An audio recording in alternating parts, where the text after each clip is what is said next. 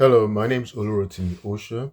I like talking about American presidents, and today is the 4th of January, 2026. It's a Sunday. I went to church and I had a wonderful time in service. Um, it is also the day after the rendition or the invasion and kidnapping of um, Venezuela's president, Nicolas Maduro. There's something that I wanted to just quickly mention. I noticed a weird pattern, right, in the administration's recent strikes. On Christmas Day, December 25th, 2025, the US military struck um, apparent um, jihadist or terrorist camps in Nigeria in the state of Sokoto. I'm originally from Nigeria. I'm an American citizen, but I'm originally from Nigeria, and that was interesting. And I'll get back to the dates. Yeah, it appears that the president seems to be commemorating events that happened in America's history. And yesterday, on January the 3rd, 2026, U.S. forces invaded and incisively, in a surgical manner, removed um, the president of Venezuela, Nicolas Maduro, and had him extradited, brought to the United States. He's currently in New York, I understand. Now, what is significant about the dates?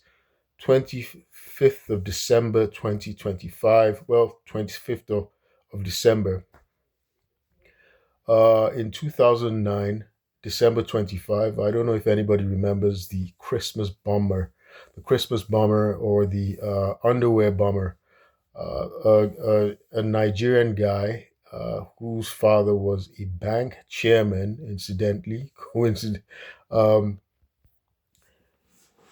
was captured trying to trying to detonate explosives that he'd hidden in his underwear on on an airplane, right? So he was on an airplane, and he was disarmed. He was captured. He was prevented from detonating explosives that he had hidden in his underwear. So he was a terrorist. I think he was part of Al Qaeda or something. But he was a Nigerian guy who came from a wealthy family, but it was a jihadist, was an extremist, and so that was December 25, 2009. So it's interesting that uh, President Trump decided to order a strike on the capital of the what's called the Sokoto Caliphate, right, in Nigeria on December 25. So that was um, about 16 years after the incident, right? So that's the first one. And yesterday, January 3, 2026, January the 3rd, um, if we recall something talking about precedent, right? President Donald Trump seems to have uh, rehashed or reimagined precisely or very similarly an action that had been ordered by the 41st president, George H.W.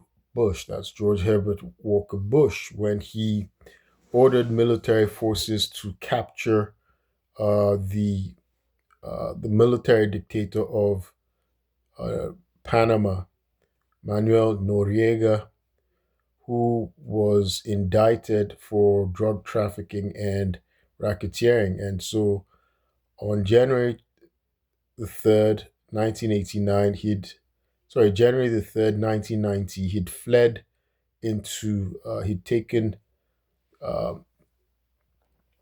he'd gone to seek sanctuary in the Vatican embassy. He'd fled in there, and he eventually was captured on January the 3rd, 1989, right?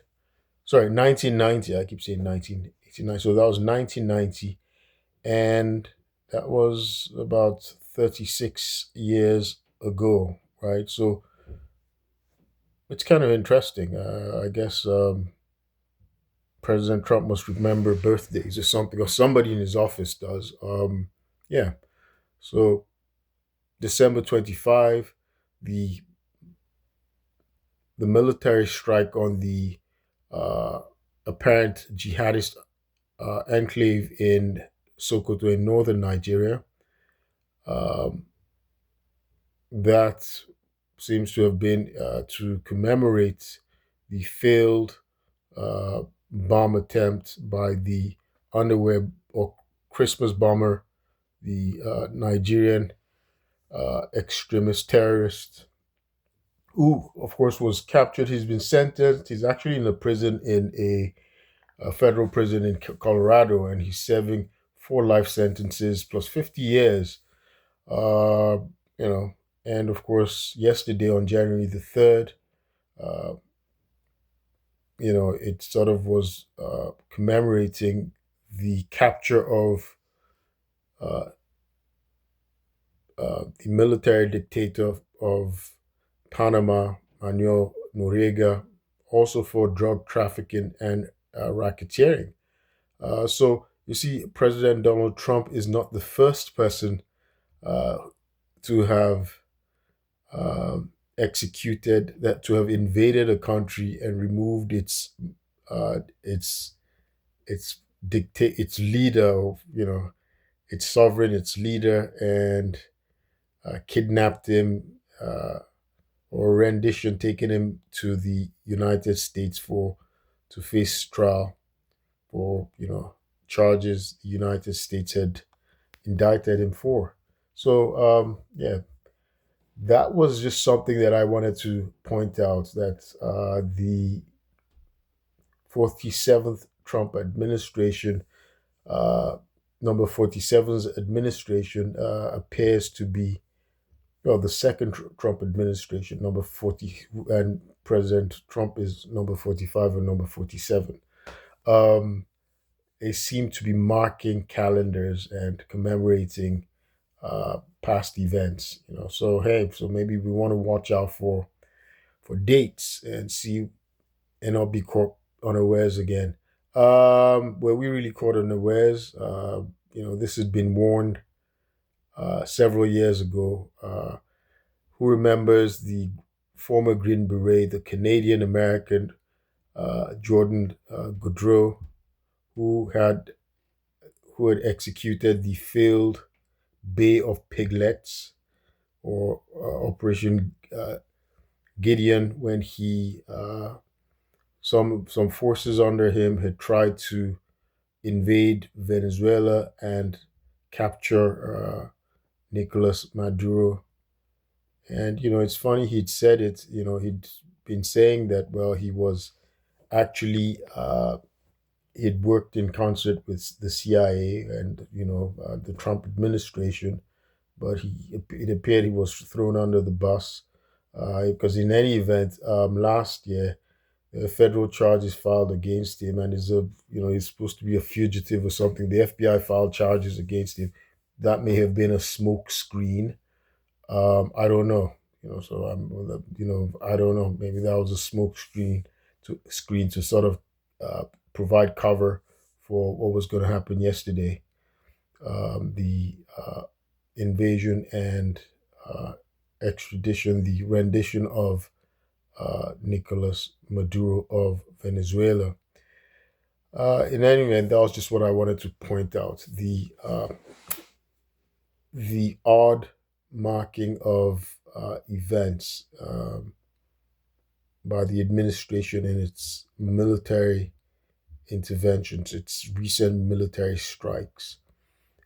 its recent military action in Nigeria on December 25. Um, that seems to have commemorated the Christmas bomber of the same day, December 25, but 2009, and January the 3rd, yesterday, commemorating the capture of Manuel Noriega of Panama, the military dictator who was removed from the Vatican embassy where he'd sought refuge, and he was brought to the United States. My name is Olu Osha. I like talking about American presidents, and I continue to appeal for justice the and the bring draw attention to color of law violations and barbaric actions of the Montgomery County Police Department and the corruption of Montgomery County, Maryland's criminal justice system under a corrupt, racist, and crooked Judge James Bonifant, who's violated my constitutional rights and committed outright fraud on the courts. My rights have been violated due to subornation of perjury and fraud under the courts in order to obstruct justice. And I'll keep you posted. Thank you.